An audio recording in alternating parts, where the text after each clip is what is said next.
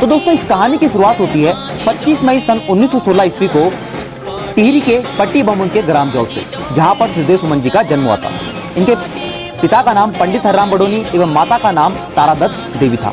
इनके दो बड़े भाई परशुराम बडोनी, कमल नयन बडोनी थे और श्रीदेव सुमन जी का बचपन का नाम श्रीदत्त बडोनी था एवं इनकी बहन का नाम गायत्री देवी था। 3 वर्ष की अल्पायु में इनके पिता का देहावसान हो गया। बात है सन 1919 की, जब पूरे टिहरी क्षेत्र में हैजा की महामारी फैली। इनके पिता लोगों को इलाज कर रहे थे क्योंकि वो एक वैद्य थे और वह भी स्वयं इसकी चपेट में आ गए और उनकी मृत्यु हो गई। इसके पश्चात इनके लालन पोषण का जो संपूर्ण भार था इनकी माता तारा देवी पर आ गया।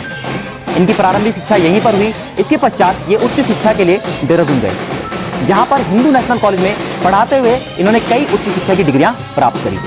साथ ही साथ पंजाब विश्वविद्यालय से इन्होंने प्रभाकर एवं रतन भूषण की परीक्षा उत्तीर्ण की एवं हिंदी साहित्य सम्मेलन से विसारणी परीक्षा उत्तीर्ण की। और दोस्तों बनारस में इन्होंने राष्ट्रीय शिक्षा परिषद की स्थापना के साथ साथ हिमांचल नामक पत्रिका प्रकाशित की। इसके पश्चात बात करूं तो इन्होंने हिंदू, धर्मराज, कर्मभूमि, राष्ट्रमत नामक पत्रिकाओं के संपादन कार्य में जुड़े। और दोस्तों जैसा कि आप जानते हैं 1937 में इन्होंने सुमन सौरभ के नाम से अपनी कविताएं प्रकाशित की और ये कविताएं 32 पेजों में छपी। 1938 में इनका विवाह विनय लक्ष्मी सुमन से हुआ। अब दोस्तों मैं बात करता हूं इनके राजनीतिक जीवन के बारे में।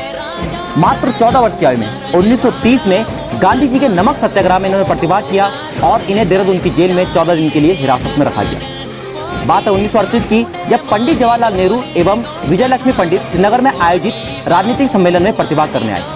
उस दौरान इन्होंने एक भाषण दिया जो कि काफी प्रसिद्ध भी हुआ, जिसमें उन्होंने गढ़वाल की एकता के संदर्भ में कहा भी था कि यदि गंगा हमें मिलाने के बजाय अलग करती है तो हम गंगा को काट देंगे।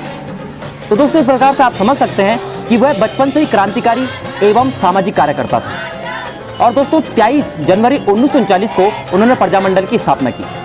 प्रजामंडल की स्थापना के समय उन्होंने एक बात कही थी, यदि हमें मरना ही है तो अपने विश्वास और सिद्धांतों को सार्वजनिक करते हुए मरना ही श्रेयस्कर है। पंडित जवाहरलाल नेहरू की अध्यक्षता में पंजाब के लुधियाना में अखिल भारतीय राज्य लोक परिषद का अधिवेशन बुलाया गया, जिसमें श्रीदेव सुमन जी ने भी प्रजामंडल की तरफ से प्रतिभाग किया।